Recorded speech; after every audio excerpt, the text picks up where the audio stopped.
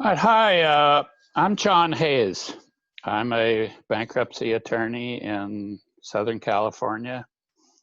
I'm a certified specialist in bankruptcy and a member of the firm of Resnick Hayes Maradi.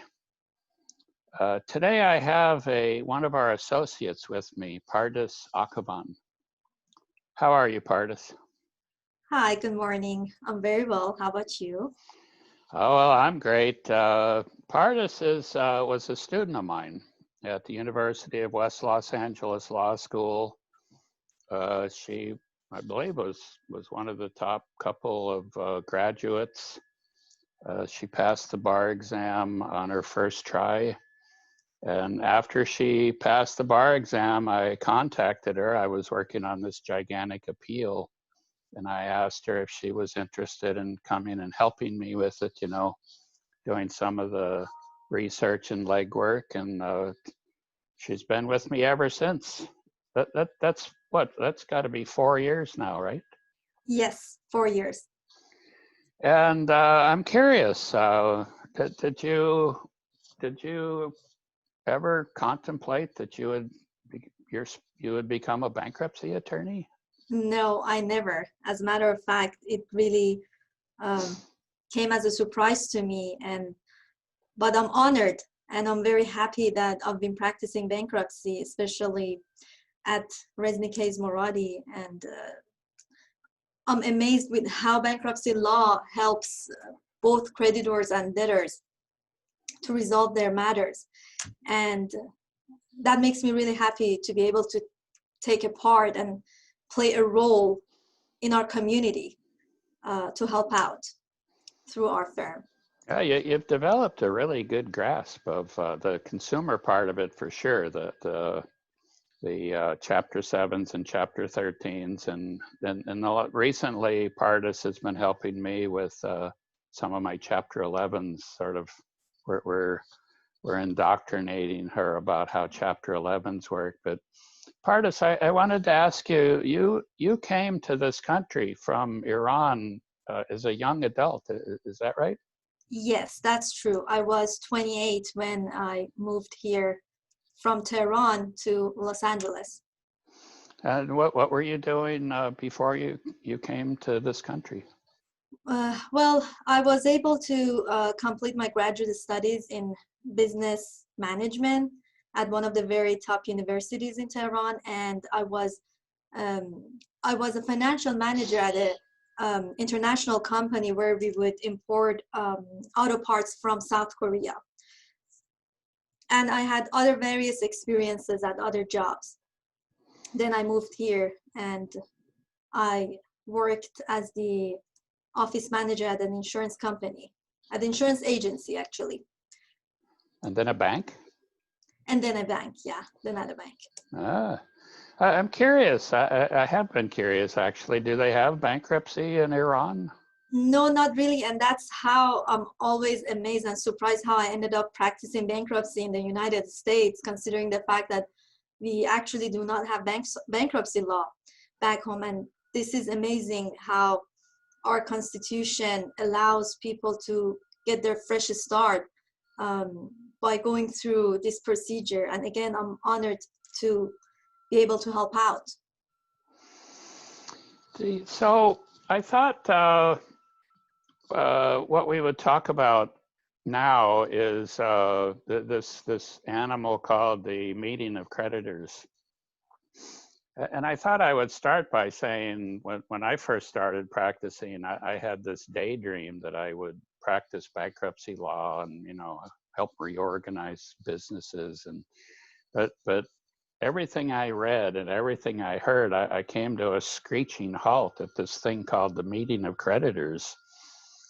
Because what I would read, it said, you get examined by the creditors, and I mean, it was a few years of practicing before I finally tried one.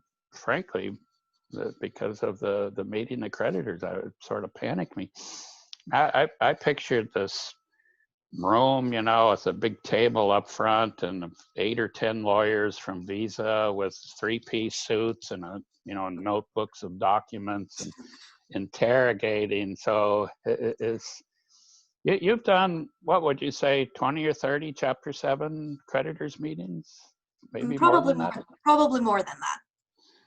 Oh, and Chapter 13's, how many do you think you've done? I believe during these like 7 by, I think I have done more than 100. Really? Yes. I didn't. So let's just think about Chapter 7 for a minute. Do you meet with the client ahead of time? Absolutely. Even prior to pandemic, I would have a phone conversation with the clients, and now also we try to either do a Zoom meeting or again a phone conversation, whatever is more convenient for our clients. I'll go over the schedules again with them, which we have already reviewed with them prior to filing. But again, I'll go over the schedules, and I explain to them that I'm gonna act like the trustee.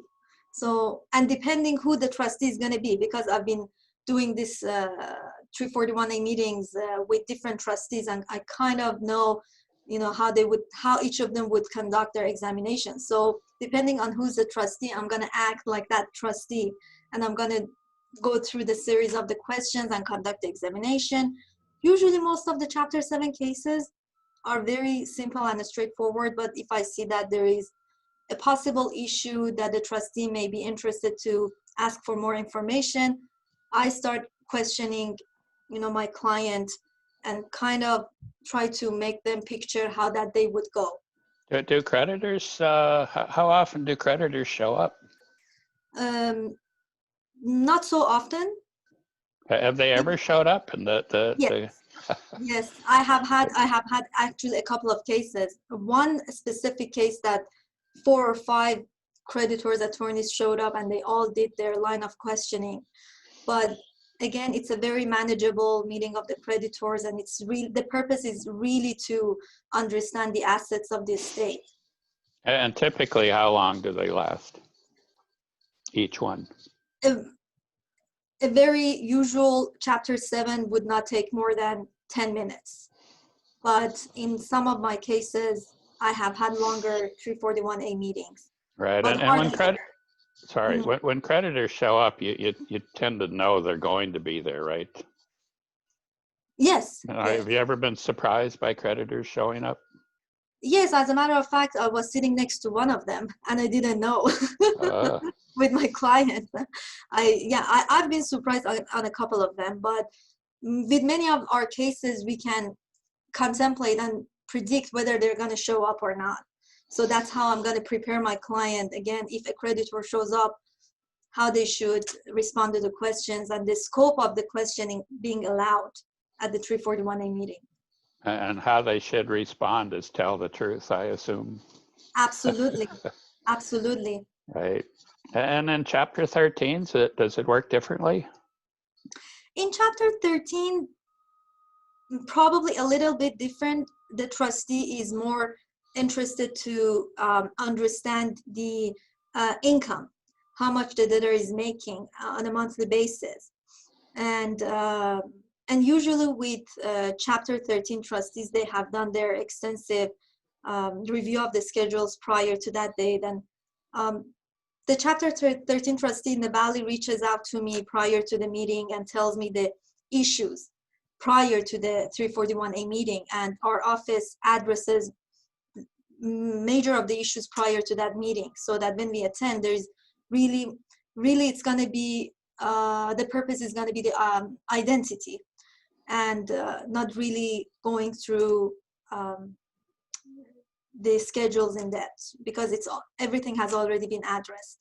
But again, if the trustee has questions, my clients are ready to respond and answer. Are they, going back to Chapter 7s, they're actually called the first meeting of creditors. Have you ever gone to a second meeting of creditors? Yes. Really?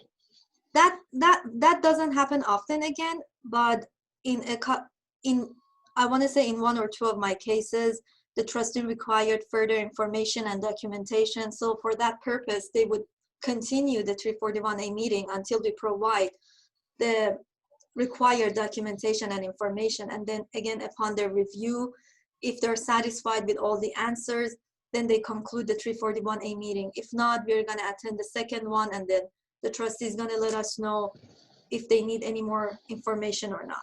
But most of the time, upon providing the required information, the trustee will email us and says that she or he is satisfied with our responses, and then they will conclude the 341A meeting. Well, what's the biggest mistake that Chapter 7 debtors make, do you think, at the meeting or before the meeting, as far as the meeting goes? What do they forget to bring with them? Oh, okay, that's a good one. Well, again, this was the major issue prior to pandemic. After pandemic, you know, thank God this is not an issue anymore. But they would forget to bring their social security card. Many of our that's the first question I asked them at our consultation. Do you actually have your social security card?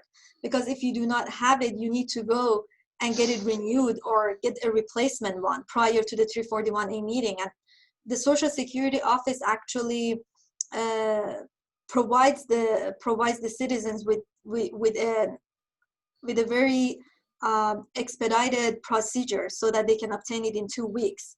So that's what I always check with them. But again, I've had clients who forgot to bring Social Security card with them. If it's a Chapter 13, plan payment is also an issue. All right, well, this has been very helpful. I haven't actually gone, you know, I thought I would end, the comment I would end with is, I've talked to several trustees. I haven't actually gone to any meetings myself in quite a while. Actually, as soon as I said that, I thought of a couple that I have gone to downtown. But I have talked to a bunch of trustees about different things, you know. But what I've been actually surprised that the trustees seem to unanimously like doing the meetings by Zoom, even though there are things that don't work right, and there's always somebody with a barking dog, and people get disconnected, but the trustees are very happy. I mean, I haven't heard any trustee complain and look forward to it going back. It's so with the Zooms, do you think it's working pretty well? Yes, I believe it's really working well. And in the Valley, we do the 341A meetings for Chapter 7s through conference calls. But for Chapter 13, it's Zoom. And I think it's working very well. It saves so much time with, you know, now that we don't have to commute for both clients and attorneys. And then clients are available. Prior to pandemic, probably there would be instances that clients would not be able to make it at the 341A meeting because they would have conflict with their schedules. But now that's way less of an issue, because wherever they are, even at their work, they take half an hour lunch break and they jump on the phone call. All right, well, again, we're with the firm of Resnick, Hayes, Maradi. We have 7 lawyers and 8 or so paralegals. We're talking on December 18th, 2020. We're in business. A lot of us are working at home now, but we're here to answer your questions. If you like what you're hearing, click the subscribe button right below our pictures, and by all means leave comments if you have questions, and I'll try to answer them. Pardis can try to answer them. Click the like button if you want. And thanks for listening to us. Thanks, Pardis. Thank you. It was a pleasure.